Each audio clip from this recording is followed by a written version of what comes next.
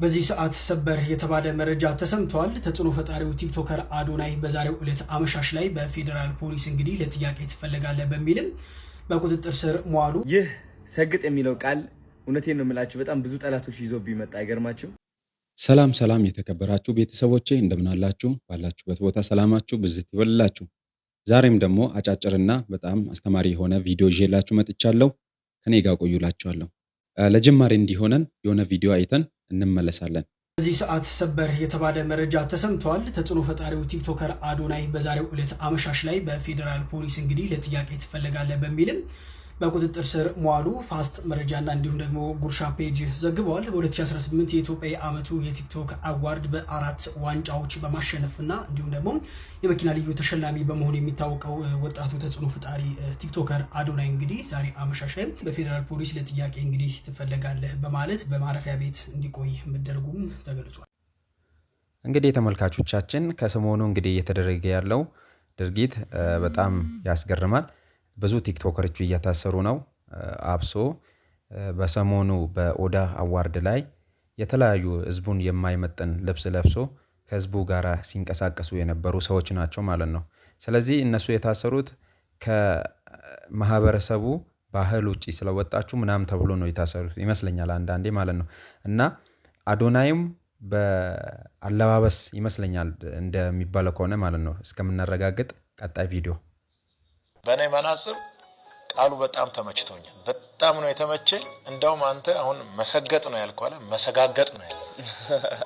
መሰገጥን እንደውም ትተህ መሰጋገጥ ነው ያለብህ። አዲስ ቃል እየጠበቁ ነው አሁን እንግዲህ ስግጥግጥ ፍምስ እንለዋለን። ስግጥግጥ በቃ ወይ ስግጥግጥ ፍምስ።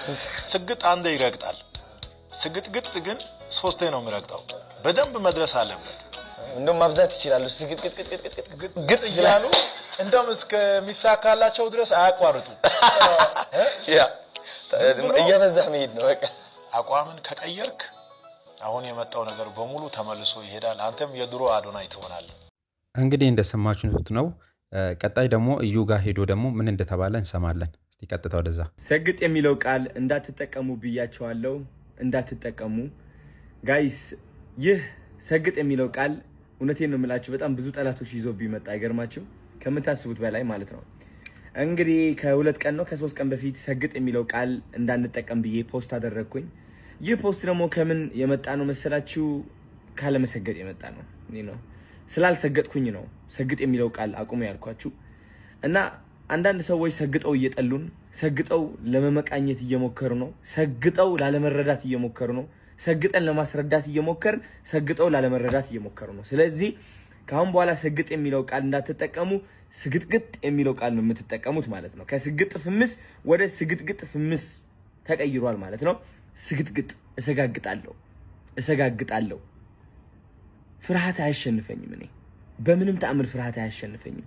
ስህተት እስካልሰራው ድረስ ፍርሃት አያሸንፈኝም። ለዓላማዬ የምሞት ሰው ነኝ። ለዓላማዬ እውነት ምቆም ሰው ነኝ። እኔ መሰገጥ ማለት ይህ ነው። ለዓላማ ቁም ብዬ እየመከርኩኝ እያለ እንዴት ከዓላማ ይርቃለሁ? እኔ አንድ ሰው አልወደደውም፣ ያ ደስ አላለውም፣ ያ ይታገድልን ምናምን ስላለ ብቻ በፍርሃት ምክንያት ለዓላማዬ አልቆምኩም። እናንተ የመሰላችሁ ሰግጥ የሚለው ቃል ያቆምኩት ነው የመሰላችሁ። በቃ ሰግጥ ይኸው ሲምፕል 3 ቃላት ነው። ወደ ፍግት፣ ወደ ትግት፣ ወደ ስርት ፍምስ እንቀይረዋለን ምናምን እያላችሁ ነበር። ቃላቱ አይደለም። this is my integrity የአዶናይ ኢንቴግሪቲ ነው ይሄ። ስግጥ ማለት ትርጉም አለው። ትርጉሙ ደግሞ እኔ ሰጥቼዋለሁ። በጠላቶች ስም ደግሞ ይህ ትርጉም ሊቀየር አይችልም። 90% ሰዎች የምንስማማበት ትርጉም ነው ስግጥ ማለት። ገባችሁ? ሰግጥ እላለሁ። አሁን ደግሞ መሰገጥ ብቻ ሳይሆን መሰጋገጥ አለብን ጋይስ። ሰጋግጠን ነው መስራት ያለብን። ሰጋግጠን ነው በራሳችን መተማመን ያለብን። ሰጋግጠን ነው ደፍረን መውጣት ያለብን። ስግጥግጥ እሰጋግጣለሁ። ስግጥግጥ ፍምስ የታባ። ስለዚህ ጉዳይ አዶናይ እንደተናገረ ከሆነ መጀመሪያ ስግጥ የሚለውን ከልክዬ ነበር፣ አሁን ግን ስግጥግጥ ብሏል። እሺ በዚህ ላይ ደግሞ የሆነ መግለጫ ሰጥቶ ነበረ፣ ማብራሪያው ማለት ነው። እንሰማለን። ጋይስ ዘሀበሻ እንግዲህ ፖስት ያለው ነገር ተመልከቱ። እንደተመለከትኩት ስግጥ ፍምስ የሚለው አይዲያ ወይም ደግሞ ስም በጣም ብዙ ሰዎች እየተስማሙበት ነው ያለው። በጣም ብዙ ሰዎች ደግሞ አይስማሙበትም። በጣም ኃይለኛ ደጋፊ አለ፣ ከዚህ ሐሳብ ጋር የማይስማማ ደግሞ በጣም ብዙ ሰው አለ። እና እኔ አሁን የቪዲዮ እየሰራሁት ያለው አንደኛ ነገር ለምትደግፉት የሐሳብ እወዳችኋለሁ፣ የሁላችንም ሐሳብ ነው። ለማትደግፉት ሰዎች ደግሞ መጀመሪያ በምን ማስረዳት ፈልጋለሁ መሰላችሁ? እድል እንድትሰጡኝ እንድትረዱኝ እፈልጋለሁ። ለምን ስግጥ ፍምስ እንዳልኩኝ ባይገርማችሁ እኔ ከካናዳ ስመጣ በብዙ ችግር አልፌ ነው የመጣሁት። የዲያስፖራ ህይወት በጣም ሙድ ይዞብኝ ተጫውቶብኝ ነው የመጣሁት። በጣም አይናፋር ነበርኩኝ። ዝቅተኝነት፣ የበታችነት የሚሰማኝ ሰው አስደሳች ነበርኩኝ። ትልቅ ደረጃ መድረስ አላምንም ነበረ የዛኔ ማለት ነው። ወደ ኢትዮጵያ ስመጣ እንግዲህ ከእህቴ ጋር ነው ያረፍኩት which is ምንጣፏ ላይ ማለት ነው። እሷ አልጋዬ ልስጥህ እባክህ እያለችኝ ግን ምንጣፏ ላይ ነው ያረፍኩት። ለ7 ዓመት ሙሉ ካናዳ ኖሬ እንግዲህ አስቡት ተመልሼ ኢትዮጵያ ላይ የእህቴ ምንጣፍ ላይ ስተኛ ይህ ምን ያህል ዳሜጅ እንዳደረሰብኝ ውስጤ ልገልጽላችሁ አልችልም። እና ቁጭ እያሰብኩትና እኔ ለምንድን ነው የምሰቃየው? ለምንድን ነው ህይወቴ ወደምፈልገው አቅጣጫ የማይሄድልኝ? ለምንድን ነው የምፈራው? ለምንድን ነው የማፍረው? ለምንድን ነው የምደበቀው? ለምንድን ነው ወደ ምፈልግበት ደረጃ ቀጥ ብዬ የማልሄደው የሚል ጥያቄ አይምሮዬ ላይ ሁሌም ጉብ ማለት ጀመረ። ቢካዝ ሁሌም እንዲሳካልኝ እሞክራለሁ፣ እነሳለሁ፣ ግን እወድቃለሁ፣ እፈራለሁ፣ እሸሻለሁ፣ እደበቃለሁ። ገባችሁ አይደል? እና እነዚህ ሁሉ ጥያቄዎች ራሴን ስጠይቅ ያገኘሁት መልስ ምንድነው? አንደኛ ውስጤ ላይ የተቀበረ የበታችነት ስሜት እንዳለ ነው። ውስጤ ላይ የተቀበረ እሺ ባይነት አለ። በቃ ሁሌም መስማማት፣ በምፈልገው በማልፈልገው ነገር ሰውን ለማስደሰት ፍቅር ፍለጋ ራሴን ፍቅር መስጠት አልችልም ነበረ። ገባችሁ? ከዛ ደግሞ ምንድነው ፈሪ ነበርኩኝ። የምፈራው ደግሞ ማለት ነው ማንን ነው? የሰው አይን ነው which is እኔ ለራሴ ስቆም ሰው ካየኝ ቢነቅፉኝስ፣ ቢተርቡኝስ፣ አትችልም ቢሉኝስ፣ ያ ውስጤ ላይ የተቀበረው በራስ አለመተማመን ቢያዩብኝስ የሚል ፍርሃትም ነበረ። ከነዚህ ሁሉ ፍርሃቶች ለማለፍ እድሜ ልኬ ሞክሬያለሁ። ካናዳ ያለው ሞክሬያለሁ። እኔ ቢያልሄድኩበት መንገድ የለም። በጣም ብዙ ነገር ሞክሬያለሁ። ግን በመጨረሻ አይ ቲንክ እግዚአብሔር ልቤ ውስጥ ያስቀመጠልኝ ቃል ብትኖር ሰግጥ የሚለው ቃል ነው። እኔ ማርያምን ነው የምላችሁ። ማርያምን ሰገጤ የሚለው ቃል አላቀውም ነበረ። በማርያም ስም እየማልኩኝ ነው ያለሁት። አላቀውም፣ አንብቤው አላቅም፣ ከየት አባቱ እንደመጣ አላቅም። ይሄ ቃል ትርጉሙን ስለማላቀው ነው ደፍሬ የተናገርኩት ብዬ አስባለሁ። ግን ሰገጤ የሚለው ቃል ልቤ ላይ አረፈ። ከዛ ሰግጥ ብዬ ቪዲዮ ለቀቅኩኝ። ይህ ቃል ምን ያህል ኃይል እንዳለው አላወቅኩኝም። ምን ያህል ሰዎች እንደሚቀሰቅስና እንደሚያነቃቃ አላወቅኩኝም። ግን እቺ ቃል ምን አረገችኝ መሰላችሁ? የውስጤ ፍርሃት ሸፈነችው፣ አሸነፈችው። የውስጤ በራስ አለመተማመን አሸነፈችው። እቺ ቃል ምንድነች? ከየት ነው የመጣችው? ማን ነው የሰጠኝ? ለካ ሰገጤ ማለት አይ ቲንክ ፋራ ነው መሰለኝ። ገባችሁ? የዛኔ ነው ሆኜ እያሰብኩት ያለው ሰገጤ ማለት ፋራ ማለት ነው። ከዛ ይህ ቃል በመጠቀሜ ምክንያት በጣም ብዙ ሰዎች አዲስ የሆነ ብሬክ ትሩ ይባላል፣ አዲስ የሆነ አስተሳሰብ መገንባት እየጀመሩ እንደሆነ ተመለከትኩኝ። which is አይናፋር የነበረው ደፋር መሆን ጀመረ። ፈሪ የነበረው አለመፍራት ጀመረ። ባይ ዘ ወይ አለመፍራት ስላችሁ ለዓላማ መቆም ነው። አንዳንድ ሰዎች ለዓላማቸው መቆም አይችሉም። የሚፈሩት ተረባን ነው። ባይ ዘ ወይ ኦኬ፣ የሚፈሩት ተረባን ነው። ኦኬ፣ እሱ ነገር እቺ ቃል ይህ ሁሉ ነገር እየቀየረ እንደሆነ ታዘቡ። ከዛ እነዚህ ሁሉ ሰዎች ሲቀየሩ ሳይ እኔም ለራሱ ማስተንተን ጀመርኩኝ። ይህ ሰግጥ የሚለው ነገር ምንድነው? ምን ያህል ኃይል ቢኖረው ነው የሰው አይምሮ እንደዚህ እየቀየረ ያለው? ለካስ እንደ አንድ ኢትዮጵያ በጣም የሚያጠቃን ነገር ምንድነው? ዩሊንታ ነው። ዩሊንታ በጣም ያጠቃናል። ጎረቤቴ ምን ይለኛል የሚለው አስተሳሰብ በጣም ያጠቃናል።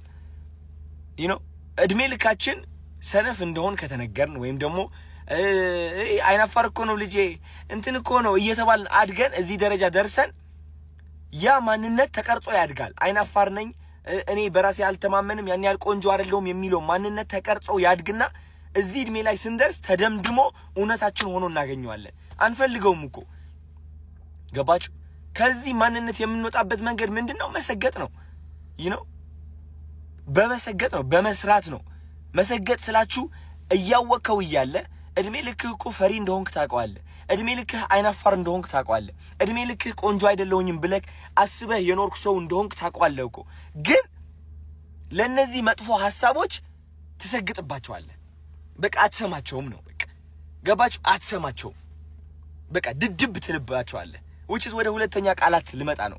በጣም ብዙ ሰው ያናደደው ብዬ ማስበው ለምንድነው ህዝቡን ደድብ የምትለው? ደድብ ወይ ህዝብ ምንድነው የሚያደርገው?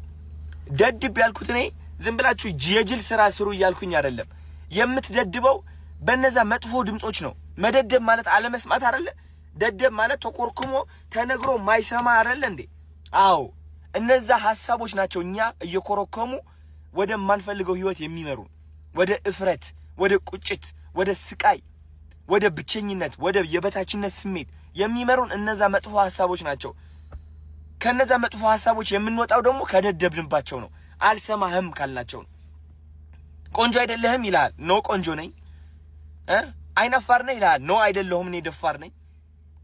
ከሰው በታች ነኝ ይላል አይምሮ ማለት ነው። ኖ እኔ ከሰው በታች አይደለሁም፣ ከማንም ከኔ አይበልጥም፣ እኔ ደግሞ ከማንም ሰው አልበልጥም፣ ሁላችንም እኩል ነን፣ ግን እኔ አንደኛ ነኝ። አየህ እንደዚህ አይነት ድፍረት ከራስህ ጋር ለማምጣት እነዛ ድምጾች መክዳትና አለመስማትን ያስፈልጋል። እኔ የተጠቀምኩበት ቃላቶች ደግሞ እነዚህ ድድብ የሚለው ስግጥ የሚለው ቃላቶች በጣም ኃይለኛ የሆኑ ቃላቶች ከመሆናቸው የተነሳ ሰርጸው ይገባሉ። የሰው አይምሮ ሰብረው ይገባሉ። እነዛ መጥፎ ሐሳቦችን በኃይለኛው ነው የሚሰብሩት። ለምን ይመስላችኋል ቲክቶከር የበዛው በዚህ ጊዜ? it's because እነዛ መጥፎ ሐሳቦች እስካሁን እያሰሩት ነበረ። አሁን ግን ከነዛ ሐሳቦች መውጣት ችሏል። አብዛኛው ሰው በራሱ መተማመን ችሏል። ለመጀመሪያ ጊዜ ራሱን ማፍቀር ችሏል። እና እንደዚህ አይነት ነገር ነው መፍጠር የቻልኩት እኔ። ስለዚህ ከዚህ ሐሳብ ጋር የማትስማሙበት መንገድ እኔ ሊታየኝ አልቻለም።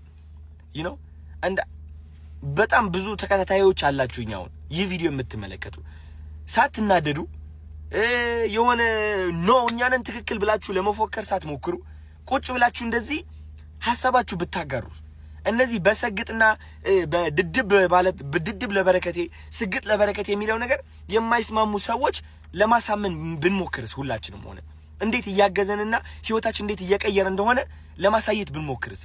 እስኪ ቪዲዮ ልቀቁ ጋይስ።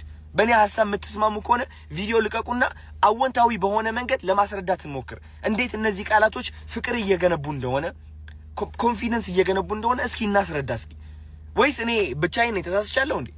ገባችሁ? አብረን እስኪ እናስተምርና እናሳይ። ስፔሻሊ የተማራችሁ ሰዎች፣ ዶክተር የሆናችሁ ሳይንቲስቶች፣ ትልቅ ደረጃ ያላችሁ ማለት ነው። እውነቴን ነው የምላችሁ። በዚህ ሐሳብ የምትስማሙ ከሆነ እባካችሁ ወደፊት ውጡና ተናገሩ። የማትስማሙበት ከሆነ ሁላችሁም ደግሞ ከዚህ ሁሉ በማስረዳት በኋላ ካልተስማማችሁበት መናገርም ትችላላችሁ እንደዛው። እኔ እውነቴን ነው የምላችሁ ቁጭ ብዬ የመመልከት አቁሙ አለኝ። የሆነ ነገር ትክክል ካልሆነ ይቅርታ የምል ሰው ነኝ። ትክክል ካልሆነ ማለት ነው። ገባችሁ አይደለ? ስለዚህ እባካችሁ ኮሜንት ብቻ ሳይሆን ቪዲዮም ልቀቁና ሐሳባችሁ ግለጹ። ስግጥ የሚለው ቃል ድድብ የሚለው ቃል ለበረከቴ ማለት ነው ህይወታችሁ በምን መንገድ ነው የቀየረው? ቁጭ ብላችሁ ቪዲዮ ሰርታችሁ እንድትለቁልኝ ይፈልጋለሁ ጋይስ። እናስረዳ እንዴት እየተቀየርን እንደሆነ፣ እንዴት ወጣቱ እየተቀየረ እንደሆነ። የበለጠ ነገር እየተፈጠረ ነው ያለው። ፍቅር ነው እየተፈጠረ ያለው። እኔ ደግሞ ልንገራችሁ ከፍቅር ውጪ ምንም አልፈልግም። እኔ ፍቅርን ነው የምፈልገው። ዳስት እኔ በጣም ሰላም የምወድ ሰው ነኝ። በጣም እኔ ልንገራችሁ እኔ ከምን ጋር ነው ፍቅር የያዘኝ? ከተፈጥሮ ጋር ፍቅር ይዞኛል። ከእግዚአብሔር ጋር ፍቅር ይዞኛል። እግዚአብሔር ከዛ ውጪ ምንም የለኝም። እኔ ምንም ያዝኩት ሐሳብም የለም። ገባችሁ አይደል? ሰላምን ነው የምፈልገው። እውነቴን ነው የምላችሁ። እና እናንተም የኔ ተከታታዮች እንደዛ እንድትፈልጉ ነው የምፈልገው። በቃ እኔ ለፍቅር እንድትቆሙ፣ ለኮንፊደንሳችሁ እንድትቆሙ፣ ክሪኤቲቪቲ ኢንተርናሽናል እንድንሆን ኢትዮጵያ እንደ ኢትዮጵያ ማለት ነው ይዘን ወደ አፍሪካ፣ ከአፍሪካ ደግሞ ወደ ውጭ ሀገር ታለንትድ የሆኑ ሰዎች እንዲወጡ ነው አላማዬ። ከዚህ ውጪ ምንም የለም። ገባችሁ? እና እግዚአብሔር ይመስገን ሁሉም ነገር እየተቀየረ ነው ያለው። ሐሳባችሁ ስጡበት። ወዳችኋለሁ። ቴንክ ዩ